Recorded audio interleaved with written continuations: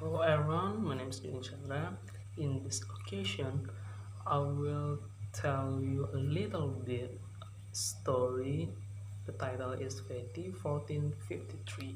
Sultan Muhammad Al-Fatih, or also known as Sultan Mehmed II, is a tough leader who has received a lot of religious upbringing from childhood. He was born on the 26th of Rajab in 833.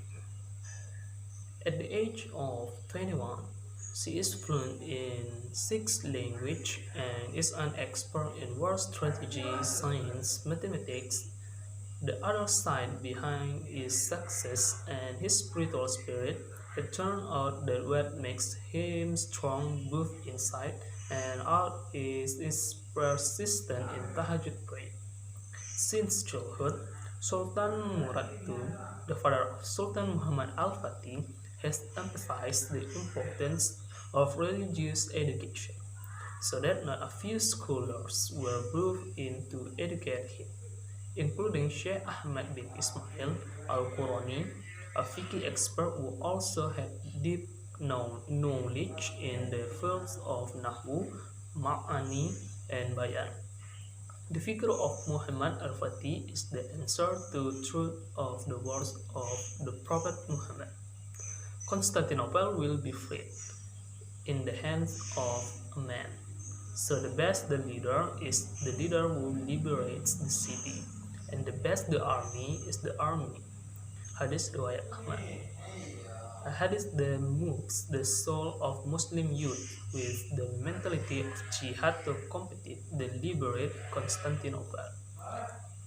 At that time, it seemed like something that was impossible for anyone to conquer because at that time Constantinople was arguably the heart of the world.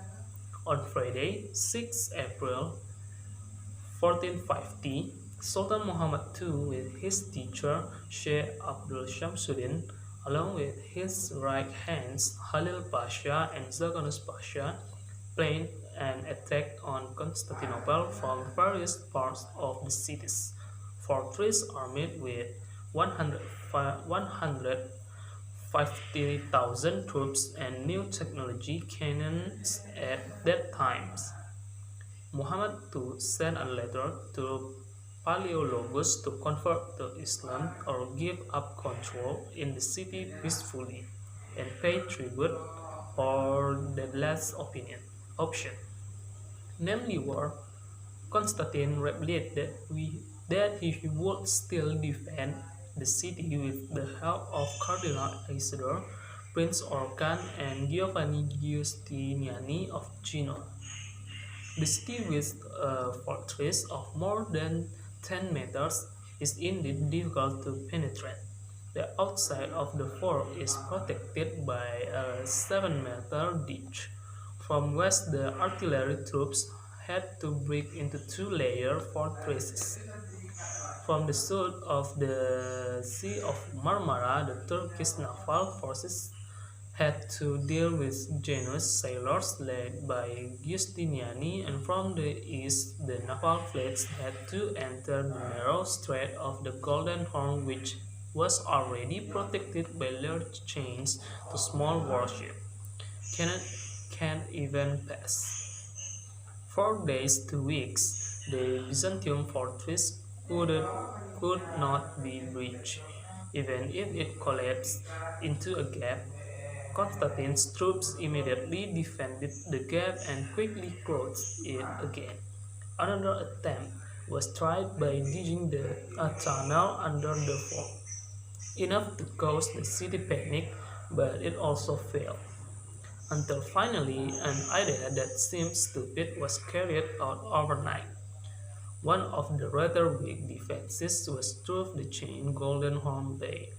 The idea was finally carried out, namely by moving ships by land to avoid the chain of obstacles.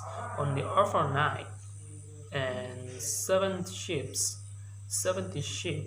could enter the Golden Horn Bay area. This way, the carriers idea at the time, but this tactic was recognized as a tactic of warfare or warfare strategy, the best in the world by Western historians themselves.